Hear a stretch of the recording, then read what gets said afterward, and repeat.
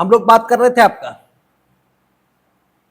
308 तक, 308 तक बात हुई थी,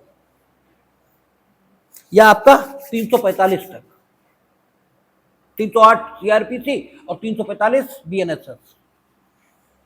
आज बात चलनी है 346 की। सीआरपीसी में या बीएनएसएस में अभिव्यक्त रूप से कहीं यह नहीं लिखा है कि विचारण शीघ्र जितनी जल्दी हो सके उतनी जल्दी समाप्त होना चाहिए। अभिव्यक्त शब्दों में कहीं नहीं लिखा। जब हम अन्वेषण का चैप्टर देखते हैं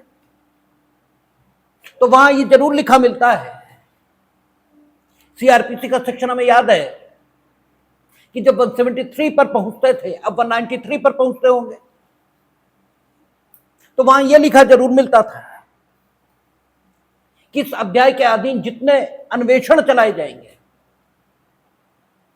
वे यथासंभव शीघ्र, जितनी जल्दी हो सके उतनी जल्दी समाप्त किए जाएंगे। लेकिन जहां तक विचारण का प्रश्न है, अभिव्यक्त शब्दों में यह बात लिखी नहीं मिलती कि जितनी जल्दी संभव हो उतनी जल्दी विचारण को समाप्त किया जाए। लेकिन 309 सीआरपीसी या 346 बीएनएसएस, इसे जब हम पढ़ते हैं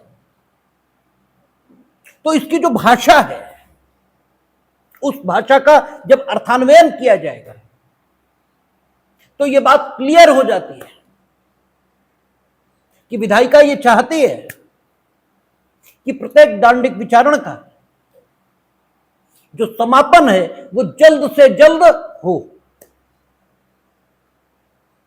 और जो अनुच्छेद 21 में मेनका गांधी के उपरांत परिवर्तन माने गए हैं, उसके मुताबिक वो विधि जिसके द्वारा किसी व्यक्ति की प्राण और दैहिक स्वतंत्रता का हनन किया जाएगा, उस विधि को सुविधि की अपेक्षाओं को पूरा करना ही चाहिए। और नो डाउट सामान्यतः जो व्यक्ति हैं उनकी जो प्राण और दैहिक स्वतंत्रता है उसका हनन जिस विधि की प्रक्रिया से किया जाता है वो विधि सीआरपीसी या बीएनएसएस यही है।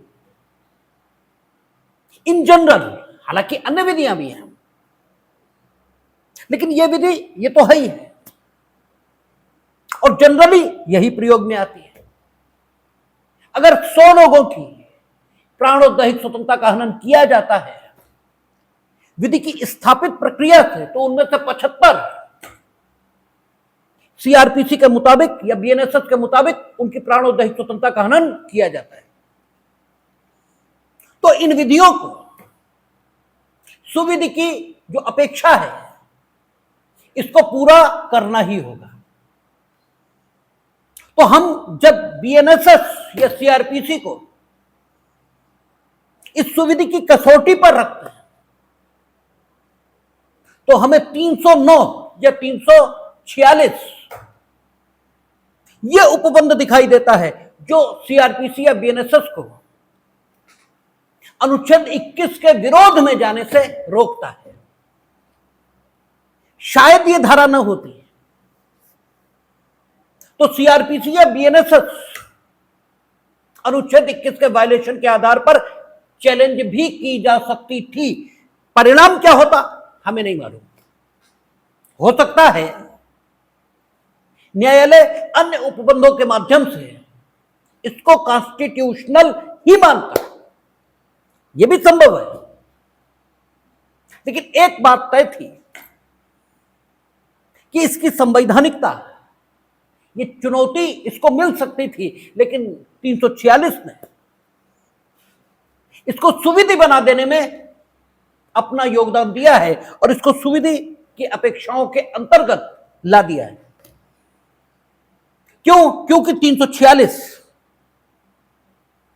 न्यायालय को दो प्रकार की शक्तियां प्रदान कर रही है। कहता प्रत्येक जांच या विचारणा में कार्यवाहियां सभी हाजिर साक्ष्यों की परीक्षा हो जाने तक दिन प्रतिदिन जारी रखी जाएगी। ठीक है, जब तक कि ऐसे कारणों से जो लेखबद्ध किए जाएंगे न्यायालय उन्हें अगले दिन से परे स्थगित करना आवश्यक न समझे। और सुविधे इसके प्रोविजंस को इसी प्रकार इनेक्ट किया जाएगा कि दोनों पक्षों को कोई नुकसान न हो और त्वरित विचारणा, यानी व्यक्ति की जो प्राण और दैहिक स्वतंत्रता हनन की गई है या तो उसका औचित्य स्थापित हो अर्थात व्यक्ति दोष सिद्ध हो, और अगर उसके औचित्य को स्थापित नहीं किया जा सकता अर्थात व्यक्ति को दोष सिद्ध ठहराने लायक साक्ष्य अभियोजन के पास नहीं है, तो सुविधि यही कहेगी कि उस व्यक्ति के विरुद्ध लंबित विचारणा शीघ्र अतिशीघ्र समाप्त करके उस व्यक्ति को मुक्त किया जाना चाहिए। और अगर 309 सबसेक्शन 1 जैसी स्थिति नहीं होगी तो इस अपेक्षा को पूरा करने में कठिनाई होगी। हालांकि 309 या 346 अपने में संपूर्ण है ऐसा नहीं कहा जा सकता, क्योंकि 309 के प्रोविजंस का अनुपालन हो। 309 के प्रोविजंस अनुपालित न्यायालय न करे तो क्या हो, या अभियुक्त को किस प्रकार के लाभ मिलने चाहिए, या क्या स्थिति निर्मित होनी चाहिए, इस संबंध में विधायिका ने कोई उपबंध सिवाय इसके कि अगर मामला मजिस्ट्रेट के न्यायालय द्वारा परीक्षणीय है तो मेरा ख्याल है 437(6) थी, जहां तक हमें याद पड़ता है उसमें यह कहा था कि यदि आरोप की विरचना के 60 दिन के भीतर, ठीक है, साक्ष्य संपूर्ण नहीं होता तो उसे जमानत दे दी जाएगी। शायद 437(6) था ऐसा हमें याद पड़ता है, हम कंफर्म नहीं है लेकिन यह है 437(6) में हो सकता है पुरानी सीआरपीसी में, या 437(7) में हो सकता है, जो भी हो। जबकि हम इन्वेस्टिगेशन के लेवल पर देखते हैं तो वहां कहा कि प्रथमता 24 घंटे में अन्वेषण खत्म करिए, नहीं हो सकता तो मजिस्ट्रेट के समक्ष लाइए, मजिस्ट्रेट उसकी अभिरक्षा ये तय करेगा। वो अभिरक्षा किसी भी प्रकार की हो सकती। और उसके बाद कहा था कि आप 15 दिन एक बार में अभिरक्षा को एक्सटेंड कर देंगे अन्वेषण को पूर्ण करने के प्रयोजनों से, और 15 दिन हर बार आप बढ़ाएंगे। एक साथ आप लंबी अवधि प्राधिकृत नहीं करेंगे, और 15 दिन की तक ये शब्द है, इसका मतलब 15 दिन से कम भी अभिरक्षा वो प्राधिकृत कर सकते हैं पुलिस की, क्योंकि इन्वेस्टिगेशन चल रहा है। ठीक है, और नॉर्मली 15 दिन से कम की ही अभिरक्षा मजिस्ट्रेट प्राधिकृत करता है। ड्यूरिंग इन्वेस्टिगेशन आप कचहरी जाएंगे तो 14वें दिन की डेट लगती है, तो 14 दिन 15 दिन से कम होते हैं। ठीक है, और इस 15 दिन को एक्सटेंड कर सकते हैं कितना, 90 डेज और 60 डेज उन मामलों में जिनमें सजा 10 वर्ष या उससे ज्यादा है उनमें 90 दिन, और जिनमें 10 वर्ष से कम है, ठीक है, उनमें 60 दिन। और अगर इस अवधि में इन्वेस्टिगेशन कंप्लीट नहीं हुआ तो 167 सबसेक्शन 2 है या सबसेक्शन 3 है, शायद 2 है, वो ये कहता है कि अभियुक्त को जमानत मिलेगी। ठीक है, इसका मतलब विधि कंप्लीट है। वहां इन्वेस्टिगेशन अगर ड्यू टाइम में आपने पूरी नहीं की तो जो परिणाम पैदा होगा वो वहां लिखा है इसलिए अगर ज्यूरिस्प्रूडेंस में सामंड की भाषा में बात करें तो 167 सबसेक्शन 2 एक पूर्ण विधि, यह पूर्ण विधिक उपबंध है, और जबकि 309 यह अपूर्ण विधिक दायित्व को उत्पन्न करता है। सामंड यह कहता है ना कि ऐसी विधियां हैं जो पूर्ण विधि की श्रेणी में रखी जा सकती हैं, और ऐसी विधियां भी हैं जो अपूर्ण दायित्व की, जो ठीक है, अपूर्ण विधि की श्रेणी में रखी जा सकती है, जो उस ठीक है अनुतोष को वर्णित नहीं करती, जो कि विधिक उपबंध का उल्लंघन होने की दशा में ठीक है संबंधित व्यक्ति यानी पीड़ित पक्ष यानी प्रभावित पक्ष को प्राप्त होगा, उसे अपूर्ण दायित्व की विधि यह कहा जाता है। आप 309 या 346 को देखें तो नो डाउट वहां जो कुछ लिखा है वो क्या इसे अनुच्छेद 21 के अनुकूल बनाता है कि सही है, क्योंकि यह त्वरित विचारण को संभव कर रहा है। कहता है क्या होगा कि विचारण दिन प्रतिदिन के हिसाब से चलाया जाए। साक्षी उपस्थित है, अगर साक्षी उपस्थित है तो दिन प्रतिदिन के हिसाब से विचारण चलना चाहिए, और जब तक कि ऐसे कारणों से ठीक है जो कि अभिलिखित किए जाएंगे, न्यायालय विचारण को अगले दिन से परे स्थगित करना उचित न समझे। अगले दिन से परे यानी कल वैसे तो करा दिन प्रतिदिन, यानी आज लगा, आज पूरा नहीं हुआ तो कल लगेगा, दिन प्रतिदिन के हिसाब से चलेगा। लेकिन न्यायालय सोचता है, न्यायालय देखता है कि there is a sufficient reason, काहे के लिए कि इस पर्टिकुलर मुकदमे को हम अगले दिन से परे के लिए स्थगित कर दें, तो न्यायालय उसके विचारण को अगले दिन से परे के लिए स्थगित कर भी सकता है। आप देखते हैं उन्होंने कहा आज डेट लगी, अब महीने भर बाद लगी, अगले दिन से परे के लिए विचारण स्थगित हो गया। तो दोनों पक्षों को और स्वयं न्यायालय की सुविधा इसका भी ख्याल रखा गया, क्योंकि न्यायालय के समक्ष एक ही मामला तो है नहीं, बहुत सारे मामले हैं, और उन सारे मामलों पर बीएनएसएस लागू हो रही, उन सारे मामलों की सुनवाई सीआरपीसी के मुताबिक करनी है। सारे मामलों में साक्षी आएंगे तो दिन प्रतिदिन, यानी न्यायालय चाहे भी तो ऐसी स्थितियां आ सकती हैं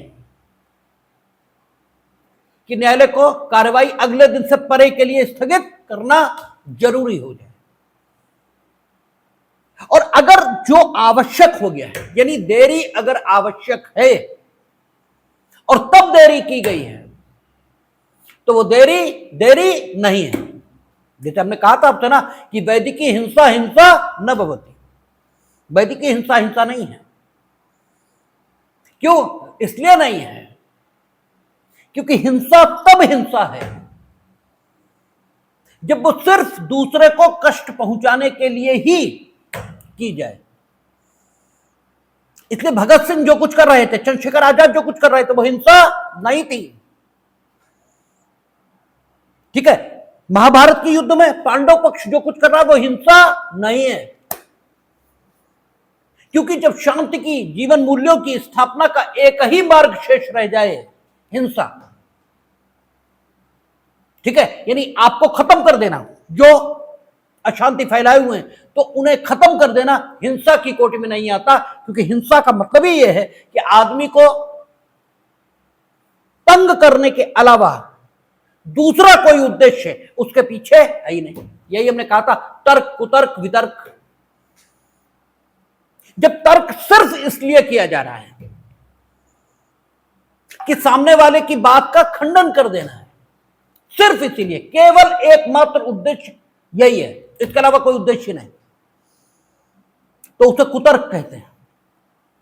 और तर्क सिद्धांत की स्थापना के लिए होता है, और वितर्क जब आपके पास जो सिद्धांत स्थापित किया जा रहा है तर्क से, उससे अलग हटकर युक्ति संगत आधार पर आधारित कोई अन्य सिद्धांत है और आप उसे तर्क से स्थापित करते हो, तो वो वितर्क है। क्योंकि वो विशिष्ट प्रकार का तर्क है जो उस तर्क के जवाब में दिया गया है और उससे भी सिद्धांत की स्थापना ही हो रही है। वो वितर्क की श्रेणी में है। और कुतर्क की श्रेणी में क्या है कि कोई विशिष्ट सिद्धांत पर आधारित, ठीक है, विशिष्ट आधार पर आधारित सिद्धांत की स्थापना के लिए आप कोई तर्क नहीं दे रहे, यानी आपका तर्क वितर्क की श्रेणी का नहीं है, बल्कि आप सिर्फ सामने वाले को पराजित करने के लिए, आपका उद्देश्य एकमात्र यह है कि सामने वाले को पराजित कर देना है और कुछ भी कह रहे हो, तब यह कुतर्क है। यह फिर, क्योंकि इसका उद्देश्य सिद्धांत की स्थापना नहीं है। तो तर्क, वितर्क, कुतर्क, ये तीन चीजें हैं, ठीक है। तो आप देखेंगे कि जो चीजें सिर्फ और सिर्फ किसी के खंडन के लिए उपयोग में लाई जाए, वे चीजें बहुत बेहतर नहीं मानी गई। तो आप देखेंगे 346 ये कह रही है कि आप क्या करेंगे, जहां तक संभव हो वहां तक दिन प्रतिदिन के आधार पर साक्ष्यों की परीक्षा करें। हां, जरूरी हो, ठीक है, जब जरूरी है विलंब करना, तब फिर विलंब को विलंब नहीं मान सकते, ठीक है, क्योंकि न्यायालय अभिलिखित किए जाने वाले कारणों से उसे अगले दिन से परे के लिए स्थगित करना आवश्यक समझ रहा है, और जो कुछ आवश्यक है उसे विलंब नहीं कह सकते, ठीक है। जैसे ऑपरेशन आप कराएंगे तो दर्द तो होगा ही, ठीक है, दर्द तो होना ही है। हड्डी टूटेगी, उसे सेट किया जाएगा, दर्द तो होना ही है, लेकिन इस दर्द को दर्द नहीं मान सकते, ठीक है। ये दर्द दर्द की परिभाषा में नहीं है, और चूंकि ये दर्द दर्द की परिभाषा में नहीं है, दर्द क्या है, जो शारीरिक पीड़ा देने के उद्देश्य से ही किसी के द्वारा कारित किया जाए, या फिर स्वयं हो रहा हो और शारीरिक पीड़ा के अलावा उस दर्द के पीछे अन्य कोई चीज हो ही ना, वो दर्द है। अन्यथा दर्द, ठीक है, जो कुछ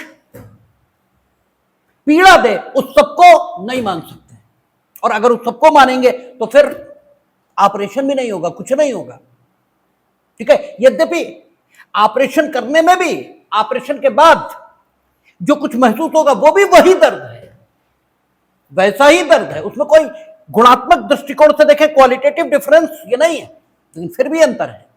तो इसलिए न्यायालय जब आवश्यक समझेगा तो अगले दिन से परे के लिए स्थगित कर सकता है, और वो स्थगन कभी भी विलंब कारित करने वाला नहीं माना जाएगा। इसलिए कहा जाएगा कि section like 346 are included in BNSS, काहे के लिए, आपका त्वरित विचारणा को सुनिश्चित करने के लिए। लेकिन इसमें कमी यह है कि अगर इसके उपबंधों का पालन न किया जाए तो परिणाम केवल और केवल 437(6) ही है, 437 पूर्व की, उसके अलावा कोई और परिणाम पैदा हो ऐसा नहीं। और जबकि 309 या 346 किस पर लागू होगी, हर न्यायालय पर, ठीक है, जितने न्यायालय कार्यवाही चलाने के लिए सक्षम हैं उन सब पर 309 लागू होगी। यानी सेशन कोर्ट पर भी लागू होगी, मजिस्ट्रेट कोर्ट पर भी लागू होगी, कोई विशेष न्यायालय होगा उस पर भी लागू होगी, उच्च न्यायालय का ट्रायल करेगा तो उस पर भी लागू होगी। और 437(6) पुरानी सीआरपीसी की, वो केवल मजिस्ट्रेट के न्यायालय द्वारा अजमानती अपराधों की दशा में बेल न देने से संबंधित है। तो इस सेक्शन के वायलेशन के लिए कोई रेमेडी सारे न्यायालयों को ध्यान में रखकर उपलब्ध नहीं कराई गई है। इसलिए सामान्य की भाषा में सेक्शन 9 309 जिस विधि का प्रतिपादन कर रहा है वो अपूर्ण दायित्व की विधि का उदाहरण है। ठीक है ना। अब आप देखें क्या कहता है, प्रत्येक जांच या विचारणा को क्या बात की उसने, जांच या विचारणा। अब ये शब्द महत्व के हैं। अभी जब 309 सबसेक्शन 2 पढ़ेंगे हम लोग तो बेंथम के मुताबिक, बेंथम क्या कहते हैं, बेंथम कहते हैं कि कानून संकल्पना में, ठीक है, और प्रारूपण में, दोनों में कंप्लीट होना चाहिए, तभी वो अच्छा कानून है। बेंथम की परिभाषा है कि डिजाइन और कंसेप्शन दोनों कानून में कंप्लीट होने चाहिए। आपको जब हम लोग 346 सबसेक्शन 2 देखेंगे तो आपको कमी दिखाई देगी। अभी बात करेंगे। फिलहाल 346 सबसेक्शन 1 को ले रहे हैं। कहता है प्रत्येक जांच या विचारणा, प्रत्येक जांच या विचारणा में कार्यवाहियां सभी हाजिर साक्ष्यों की परीक्षा हो जाने तक दिन प्रतिदिन जारी रखी जाएंगी। परीक्षा हो जाने तक हाजिर साक्ष्यों की, जो हाजिर नहीं है उनके बारे में बात नहीं की, सभी हाजिर साक्ष्यों की। यानी अगर विटनेस कोर्ट में आया है तो उसका एग्जामिनेशन कंप्लीट होना चाहिए।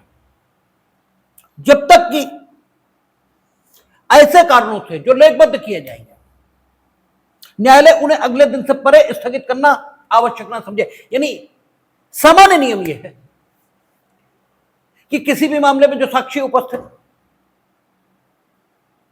उनकी परीक्षा दिन प्रतिदिन के बेसिस पर हो। यानी आज भी हो और अगर बच गई तो कल भी हो, बच गई तो परसों भी हो। और परीक्षा में क्या क्या शामिल है, मुख्य परीक्षा, प्रति परीक्षा, और यदि आवश्यक हो तो पुनः परीक्षा। सब कुछ आज निपटाइए, कोर्ट का टाइम ओवर हो गया, कल निपटाइए, ओवर हो गया, परसों निपटाइए। हां ठीक है, चीफ एग्जामिनेशन हो गया और कोई ऐसा कारण है जिसकी वजह से न्यायालय उस साक्षी की परीक्षा अगले दिन से परे के लिए स्थगित करना आवश्यक समझ रहा है, कर देगा।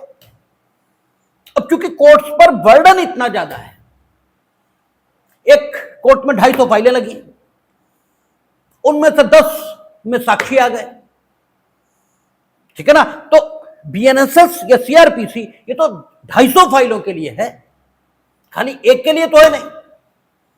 तो 10 के संबंध में यह बात लागू होगी।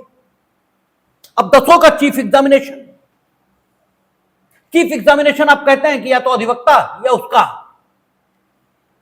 ठीक है, यानी अभियुक्त या उसका अधिवक्ता, दोनों में से एक की उपस्थिति में ही होगा, ठीक है ना। अभियुक्त आया नहीं है, ठीक है ना, उसका एग्जम्पशन पर्सनल अटेंडेंस का जो कहां मिलेगा 317, अभी हम लोग पहुंचे नहीं है लेकिन हम आपको बता देते हैं, वो 317 सीआरपीसी मिलेगा। उसमें उसकी पर्सनल अपीयरेंस एग्जम्प्ट है, जिसे आप कचहरी भाषा में हाजिरी माफी हो जाना कहते हैं।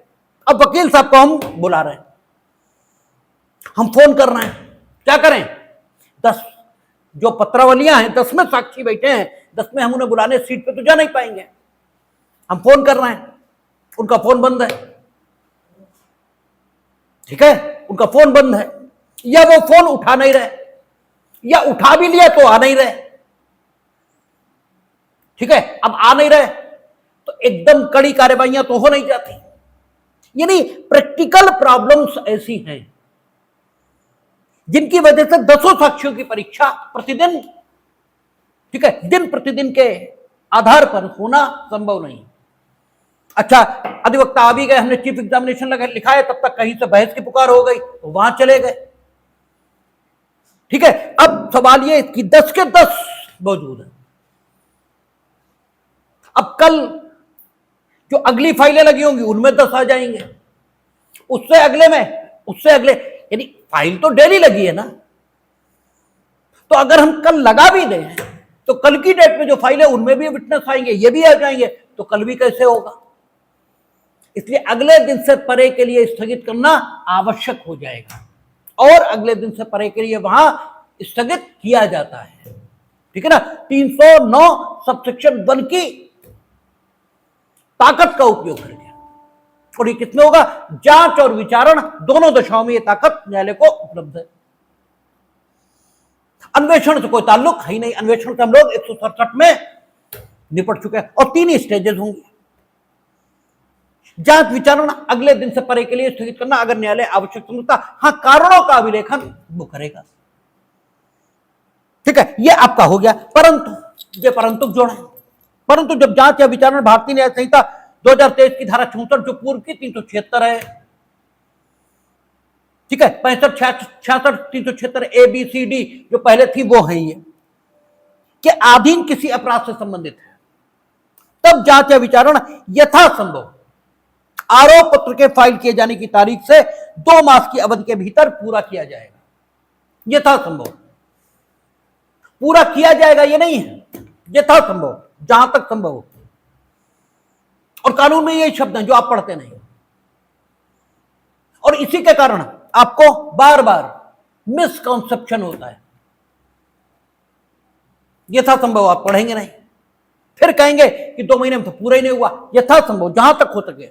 हालांकि अब हमने आपको कहा था कि जो हीनियस रेप केसेस हैं उन्हें टारगेटेड करते हैं कि इन्हें दो ही महीने में खत्म कर लेना है, लेकिन हर रेप केस टारगेट पे नहीं आ सकता। ठीक है, कैसे आ जाएगा, इतना ज्यादा है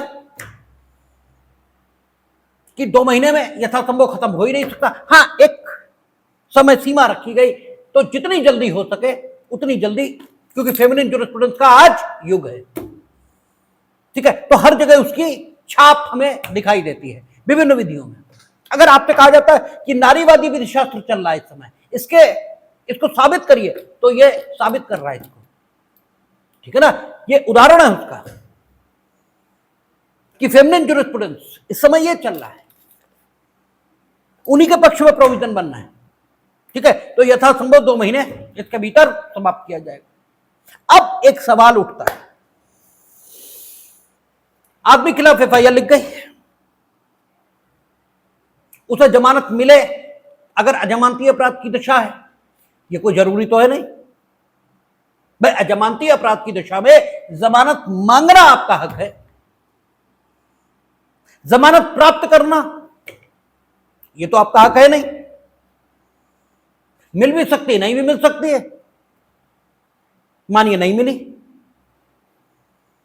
अगर नहीं मिली तो 90 डेज या धारा या 60 दिन, इनमें से जो स्थिति लागू हो रही हो उसके भीतर चार्जशीट आनी होगी। जब पुलिस रिपोर्ट भले ही वो FIR की सूरत में हो, लेकिन मानिए चार्जशीट की सूरत में पुलिस रिपोर्ट दाखिल हो गई और विद इन टाइम दाखिल हो गई, विद इन टाइम ना हो तो आप 167 सबसेक्शन 2 उसमें छूट जाएंगे, डिफॉल्ट बेल मिली नहीं आपको, क्योंकि विद इन टाइम आ गया सारा मामला। अब जब तक अन्वेषण चल रहा है तब तक तो जमानत न मिलने की दशा में अंतर्गत धारा 167 आपको जेल में रखने के लिए प्राधिकार पत्र, जिसे कस्टडी वारंट ये बोला जाता है, मजिस्ट्रेट साइन कर रहा था और उसके अधीन आप जेल में जेल अधीक्षक के द्वारा रखे जा रहे थे। अब अन्वेषण तो खत्म, ठीक है, अन्वेषण खत्म हो गया, पुलिस रिपोर्ट दाखिल हो गई। अब जिस क्षण पुलिस रिपोर्ट दाखिल होती है उसी क्षण संज्ञान नहीं होता, ठीक है ना। क्यों? पुलिस रिपोर्ट कहां दाखिल होगी? मजिस्ट्रेट के मुंह पे थोड़े रख दी जाएगी, वो तो ऑफिस में दाखिल होगी। पुलिस रिपोर्ट कहां दाखिल होगी? मजिस्ट्रेट के कार्यालय में, ठीक है, कार्यालय में पुलिस रिपोर्ट आ गई।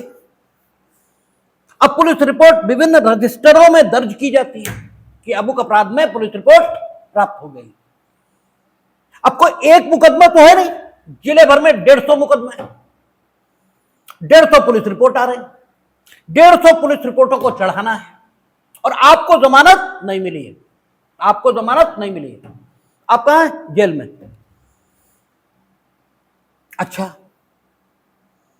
अब पुलिस रिपोर्ट आ चुकी है, किंतु न्यायालय ने संज्ञान नहीं किया है। ठीक है, पुलिस रिपोर्ट आ चुकी है, न्यायालय ने संज्ञान नहीं किया है। अब जब पुलिस रिपोर्ट आ चुकी, न्यायालय ने संज्ञान नहीं किया, तो विचारण की तो बात ही खत्म। ठीक है, और पुलिस रिपोर्ट आ गई, ये पहले न्यायालय को पता लगे, तब न्यायालय जांच शुरू करेगा कि हमें संज्ञान लेना चाहिए या नहीं। यानी 210 या 190 की स्थिति कब आएगी? पहले उसे पता तो लगे कि पुलिस रिपोर्ट आ चुकी है, फिर जब उसके सामने आएगी तब वो इस तथ्य की जांच करेगा कि हमें संज्ञान लेना चाहिए या नहीं। Meaning there by after submission of police report and before taking of cognizance there may be a span of time. ठीक है, एक काल हो सकता है। इस काल में अभियुक्त को जेल में रखने के लिए जमानत तो उसे मिली नहीं। ठीक है, कौन सा सेक्शन है सीआरपीसी में या बीएनएसएस में जो अधिकार देता है? अब आप संबंधित सेक्शंस को पढ़ लें, जरा 232 खोलें।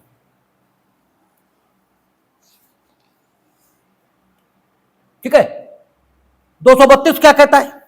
जब अपराध अनन्यता सेशन न्यायालय द्वारा विचारणीय, तब मामला उसे सुपुर्द किया जाना। ये मार्जिनल नोट है। क्या कहता है? जब पुलिस रिपोर्ट पर या अन्यथा संस्थित किसी मामले में अभियुक्त मजिस्ट्रेट के समक्ष हाजिर होता है या लाया जाता है। ठीक है, क्या कह रहा? पुलिस रिपोर्ट पर या अन्यथा संस्थित मामले में अभियुक्त मजिस्ट्रेट के समक्ष हाजिर होता है या लाया जाता है। लाया कब जाएगा? जब पुलिस रिपोर्ट दाखिल हो जाएगी। ठीक है, और मजिस्ट्रेट उस पर संज्ञान ले लेगा। ठीक है, यानी 210 की स्थिति आ जाएगी, तब वो 204 में आदेशिका जारी करेगा, तब उसके समक्ष वो लाया जाएगा। ठीक है, और अगर जमानत हो गई तो खुद हाजिर होगा। जैसे ही पुलिस रिपोर्ट आई, 167 की पावर चीज हो गई। अब 167 में कुछ नहीं बचा। अब हाजिर होना मजिस्ट्रेट द्वारा किए गए आदेश के अनुपालन में। ठीक है, यह स्थिति बाद में आएगी और पुलिस रिपोर्ट दाखिल हो चुकी है। इस बीच 232 कोई मदद नहीं कर रही, क्योंकि 232 तो ओपनिंग वर्ड्स में ही कह रही है कि जब पुलिस रिपोर्ट दाखिल हो गई है या पुलिस रिपोर्ट से अन्यथा संस्थित मामला है और मजिस्ट्रेट के समक्ष हाजिर हो गया या लाया गया है। इसका मतलब 232 या 209 का ऑपरेशन तो इस स्थिति में है ही नहीं। ठीक है ना? यानी 209 के अंतर्गत अभियुक्त को जेल में रखने की कार्यवाही नहीं की जा सकती। ठीक है, अब क्या 309 में की जा सकती? क्योंकि ड्यूरिंग इन्वेस्टिगेशन 167। ठीक है, और अगर मामला अनन्यता सेशन न्यायालय द्वारा विचारणीय है तो नकलें देने से लेकर और कमिटमेंट, ठीक है, जब कमिटल करेंगे, इस बीच 209 या 232 उसके अंतर्गत मजिस्ट्रेट अधिकृत है कि जेल में रखे। लेकिन सबमिशन ऑफ पुलिस रिपोर्ट और कॉग्निजेंस ऑफ द ऑफेंस, इस बीच जो टाइम है, ठीक है ना, इसमें किस उपबंध के आधार पर अभियुक्त को जेल में रखा जाए अगर उसकी जमानत नहीं हुई? ठीक है भाई, कमिटल प्रोसीडिंग्स कॉग्निजेंस के बाद होंगी। कॉग्निजेंस उसने लिया, पता लगा मामला अनन्यता सेशन न्यायालय द्वारा विचारणीय है, अब नकलें तैयार होंगी, ये होगा वो होगा, उसका लिए 209 है। 209 में नकलें तैयार होती रहेंगी, हम जेल में रखे रहेंगे, नकलें तैयार हो जाएंगी, हम दे देंगे उन्हें, उसके बाद कमिटल करेंगे। ठीक है ना? और 209 सबसेक्शन 2 उसमें हम कह देंगे कि जमानत के उपबंधों के अधीन रहते हुए विचारण समाप्त होने तक के लिए हम आपको अभिरक्षा में प्रतिप्रेषित कर रहे हैं। वो तो बात हो गई। अच्छा, जब आपने भेज दिया तो विचारण शुरू हो गया। अब विचारण में 309 आ गया। ठीक है, ये कर सकते हैं, यहां कर सकते हैं, लेकिन सवाल ये है कि सबमिशन ऑफ पुलिस रिपोर्ट, जब पुलिस रिपोर्ट सबमिट हुई और जब आपने कॉग्निजेंस लिया, जमानत हुई नहीं थी, इस बीच जो टाइम है, इस बीच भी तो समय है, इसमें कहां है? ठीक है, क्योंकि अगर 309 की बात करें, 167 लागू नहीं हो सकता, 209 लागू नहीं हो सकता, अब क्या बचा? 309। ठीक है, तो 309 सबसेक्शन 1 में ऐसी कोई बात है नहीं, क्योंकि 309 सबसेक्शन 1 साक्ष्यों की परीक्षा से संबंधित हो रहा है। अब 309 सबसेक्शन 2 को देखें, क्या कहता है? परंतु जब जांच या सबसेक्शन 2, यदि न्यायालय किसी अपराध का संज्ञान करने या विचारण के प्रारंभ होने के पश्चात, अपराध का संज्ञान करने, अपराध का संज्ञान परिवाद पर अगर हो तो तुरंत हो जाएगा, ठीक है, लेकिन मामला अगर पुलिस रिपोर्ट पर संस्थित है तो संज्ञान कब होगा? पुलिस रिपोर्ट पर, ठीक है। और सबमिशन ऑफ पुलिस रिपोर्ट होते ही पुलिस रिपोर्ट न्यायालय के संज्ञान में आ जाए जरूरी नहीं है, ठीक है ना भाई। पुलिस, हम तो उसी स्थिति की बात कर रहे हैं कि सबमिशन ऑफ पुलिस रिपोर्ट हो गया है, सबमिशन ऑफ पुलिस रिपोर्ट हो चुका है, लेकिन पुलिस रिपोर्ट पर 210 या 190 द्वारा अनुचित जांच प्रारंभ नहीं हुई। न्यायालय पहले 190 या 210 में जांच करेगा और फिर अगर उसे लगेगा कि हमें पुलिस रिपोर्ट पर संज्ञान करना चाहिए तो करेगा, ठीक है। तो अभी वो स्थिति आई कहां? ठीक है, पुलिस रिपोर्ट सबमिट हुई है सिर्फ, और सबमिट होते ही 167 की ताकत खत्म, जमानत हुई नहीं, ठीक है, कस्टडी जेल की ही रहेगी। 309 सबसेक्शन 1 लागू नहीं हो सकता, 209 लागू नहीं हो सकता, क्योंकि 209 वो भी संज्ञान के बाद की बात कर रहा है। 209 लागू नहीं, 309 सबसेक्शन 1 लागू नहीं, और 309 सबसेक्शन 2 भी लागू नहीं, क्योंकि 309 सबसेक्शन 2 क्या कह रहा है? यदि न्यायालय किसी अपराध का संज्ञान करने या विचारण के प्रारंभ होने के पश्चात यह आवश्यक है, उचित समझता है, आगे पढ़ने की जरूरत नहीं, अभी यहीं रोकते हैं, ठीक है, संज्ञान करने के पश्चात। और अगर मामला पुलिस रिपोर्ट पर संस्थित है तो संज्ञान तो पुलिस रिपोर्ट पर होगा, और अभी तो पुलिस रिपोर्ट सिर्फ सबमिट हुई है, न्यायालय के समक्ष तो आई नहीं, इसका मतलब 309 सबसेक्शन 2 भी लागू नहीं, ठीक है, और 309 सबसेक्शन 3 जैसा कोई प्रावधान है नहीं। तो इस दशा में क्या करेंगे? अभियुक्त को कहां रखेंगे? भाई जमानत तो उसे मिली नहीं, 209 लागू नहीं, 167 लागू नहीं, 309 लागू नहीं, न 1 न 2, अब कहां रखें? यह प्रश्न उठा पहली बार बिहार हाईकोर्ट के समक्ष, ठीक है, और बिहार हाईकोर्ट ने, अब यहीं पर केसला काम आएगा, केसला यहीं पर काम आना है, और कुछ नहीं हो सकता। अब यह ड्राफ्टिंग की कमी है, संकल्पना की कमी है, और बेंथम के मुताबिक यह सेक्शन ठीक से इनेक्ट नहीं हुआ, ठीक है। और जब रिवाइज हुआ सीआरपीसी, इससे यह भी तय होता है कि रिवाइज सब ऐसा ही होता है, नहीं तो ये कमी ध्यान में आ गई होती, ठीक है। और अब रिवीजन के बाद भी इस सेक्शन में कोई सुधार नहीं हुआ है, और आज भी स्थिति वही है।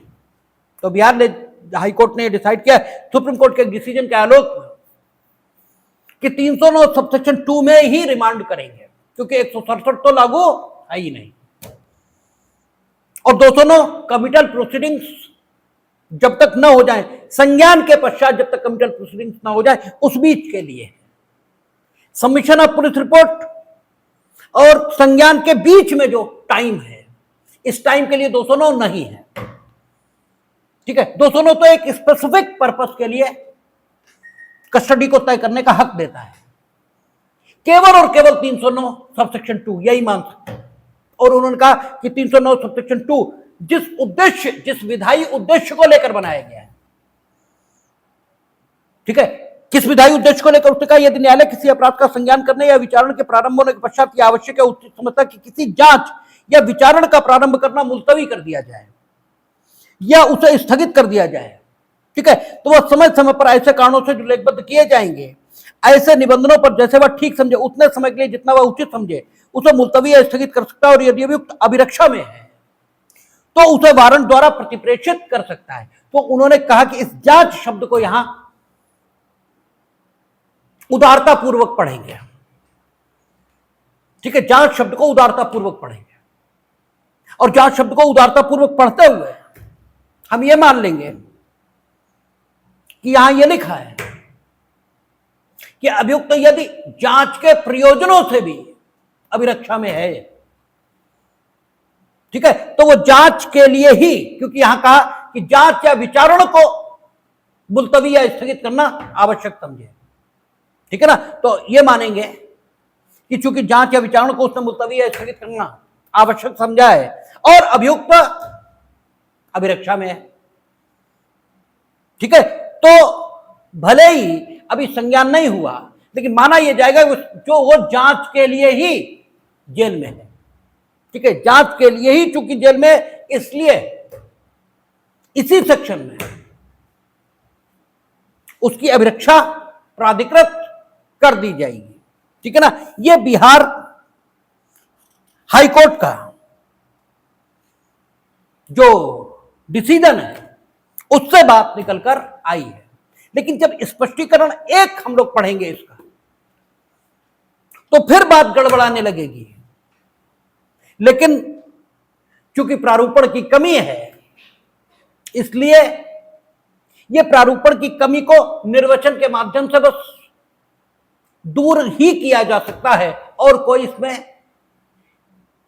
जो कुछ किया जा सकता है वो लेजिस्लेचर को करना है, और कोर्ट लेजिस्लेचर नहीं है। लेकिन मोटे तौर पर आप समझ लेंगे कि प्रत्येक या तो 167 उसमें अभियुक्त की अभिरक्षा यह तय होगी, और 167 की अभिरक्षा कैसी है, वो कैसी भी हो सकती है, वहां लिखा है जैसी अभिरक्षा मजिस्ट्रेट उचित समझे वैसी, ठीक है। और अगर अभियुक्त को जमानत नहीं मिली है तो 309 में भी उसकी अभिरक्षा तय की जाएगी, ठीक है, वारंट द्वारा उसे प्रतिप्रेषित अभिरक्षा में किया जाएगा। लेकिन किस अभिरक्षा में, ठीक है, यहां अभिरक्षा हमेशा जुडिशियल कस्टडी जेल की ही अभिरक्षा होगी, ठीक है ना, ये कैसी भी अभिरक्षा नहीं हो सकती जैसी वहां लिखी है, ठीक है।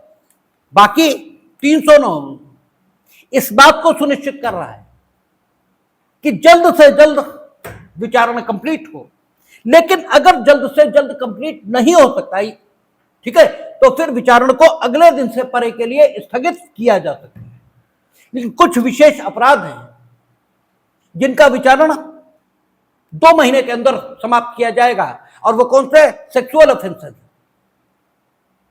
ठीक है। और बाकी अगर अभियुक्त जेल में है या जेल में नहीं भी है तो भी विचारण को जल्द से जल्द समाप्त करने की कोशिश यह होगी।